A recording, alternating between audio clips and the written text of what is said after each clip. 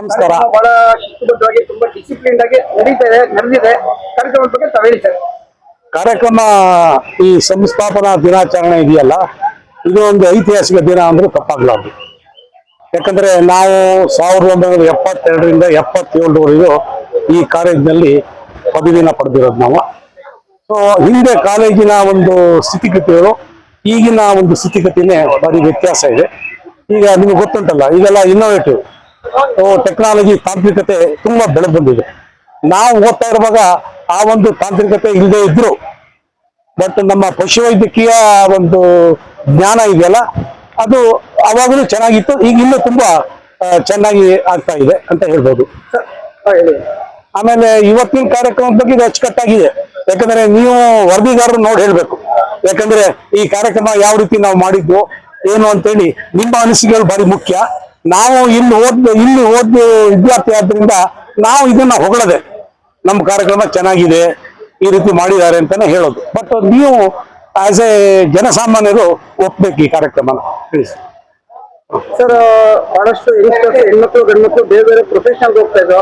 ಈಗ ಬಹಳಷ್ಟು ಯುವಜನತೆ ಈ ಒಂದು ಕೋರ್ಸ್ ಬಂದು ಬಹಳಷ್ಟು ಹೆಸರು ಮಾಡ್ತಾ ಇದಾರೆ. ಈ ಒಂದು ಯಂಗ್ಸ್ಟರ್ಸ್ ಏನ್ ಹೇಳ್ತೀರಾ ಸರ್? ಈಗ ಈ ಒಂದು ಪಶುವೈದ್ಯಕೀಯ ಇದೆಯಲ್ಲ, ಮುಖ್ಯವಾಗಿ ನಮ್ಮ ಪಬ್ಲಿಕ್ಸ್ ಇದೆಯಲ್ಲ, ಈ ಸಾಕು ಪ್ರಾಣಿಗಳ ಬಗ್ಗೆ ಹೆಚ್ಚಿನ ಆಸಕ್ತಿ ವಹಿಸ್ತಾ ಇದ್ದಾರೆ. ಯಾಕಂದ್ರೆ ಇಲ್ಲಿ ಗೊತ್ತುಂಟು, ಪ್ರತಿಯೊಂದು ಜೀವಿಗೂ ತನ್ನದೇ ಆದ ಬದುಕಿನ ಹಕ್ಕಿದೆ.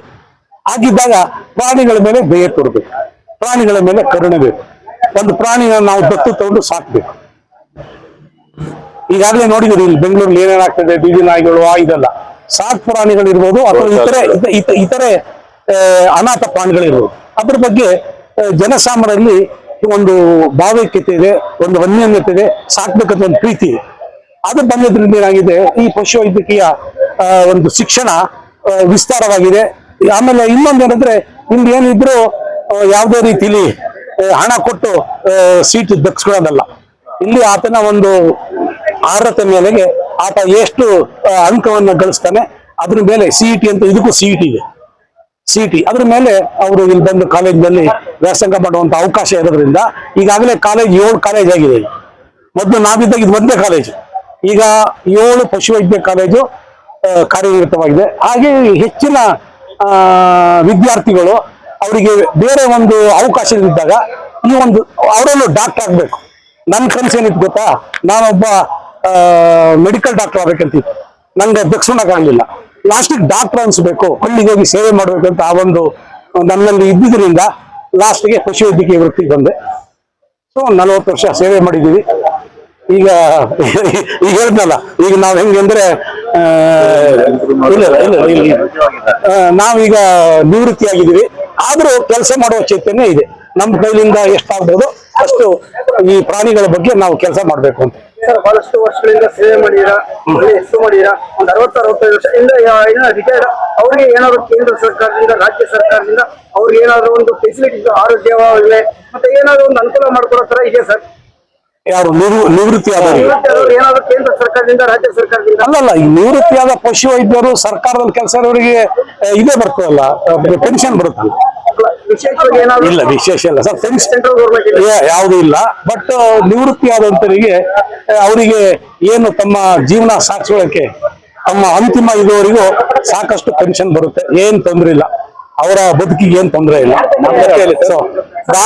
ನಾನು ವರ್ಕ್ ಮಾಡಿರೋದು ಕರ್ನಾಟಕ ಹಾಲು ಮಹಾಮಂಡಳಿ. ನಮಗೆ ಪೆನ್ಷನ್ ಇಲ್ಲ, ನಮಗೆ ಪಿಂಚಣಿ ಇಲ್ಲಲ್ಲ, UGC ಸ್ಕೇಲ್ ಇಲ್ಲ. ನಮ್ಮ ಸರ್ಕಾರದ ಏನ್ ವೇತನ ಇದೆ ಅದರಿಂದ ಒಂದು 2,000 ಜಾಸ್ತಿ. ನಮ್ಮದು ಸಹಕಾರಿ ಇದು ಸಂಸ್ಥೆ. ನಮಗೆ ಇದು PF ಇದೆ, ಪ್ರಾವಿಡೆಂಟ್ ಫಂಡ್ ಇದೆ. ಪ್ರಾವಿಡೆಂಟ್ ಫಂಡ್ ರಿಟೈರ್ಡ್ ಒಟ್ಟಿಗೆ ಬರುತ್ತೆ. ಅದರೊಳಗೆ ಪೆನ್ಷನ್ ಬರುತ್ತೆ, ಒಂದು 2,000 ರೂಪಾಯಿ ತಿಂಗಳ ಬರ್ಬೋದು. ಆದ್ರಿಂದ ನನ್ನ ಬದುಕಿಗೆ ನಾನು ಈಗಲೂ ದುಡಿತಾ ಇರೋದು. ನಮ್ಮ ಪರಿಚಯ ಇಲ್ಲ ಸರ್. ನಾನು ಡಾಕ್ಟರ್ MA ರವಿಶಂಕರ್ ಹೆಗಡೆ ಅಂತ. ನಾನು ಸರ್ಕಾರಿ ವೇತನದಲ್ಲಿದ್ದೆ. ನಂತರ ದಿನಗಳಲ್ಲಿ ನಾನು ಕರ್ನಾಟಕ ಹಾಲು ಮಹಾಮಂಡಳಿಯಲ್ಲಿ ಬಹುಶಃ ಒಂದು ಅಪರ ನಿರ್ದೇಶಕನಾಗಿ ಕೆಲಸ ಮಾಡಿ ನಾವು ನಿವೃತ್ತಿಯಾಗಿದ್ದೆ.